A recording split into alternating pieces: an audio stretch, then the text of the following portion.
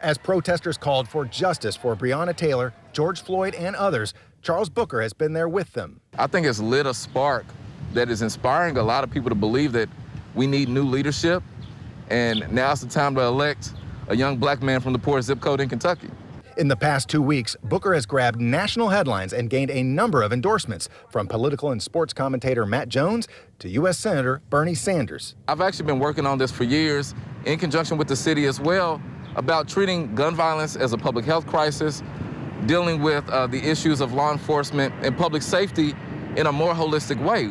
Booker has also been a vocal supporter of ideas such as Medicare for All and a Green New Deal, in stark contrast with his more moderate Democratic opponent, Amy McGrath. By having more representative leadership that can talk to these nuances and get past those blind spots, we can push for real change. And one of the big things that I talk about is having a racial impact for every piece of legislation. To me, it's about the message of healthcare, education, good quality jobs, making sure that everybody is treated with dignity and respect. McGrath says she also supports the goals of protesters. We know that there are some things we need to do. I know no police officer that I know thinks that chokeholds is something that is a tactic that we need to have in the United States. So we need to get rid of that.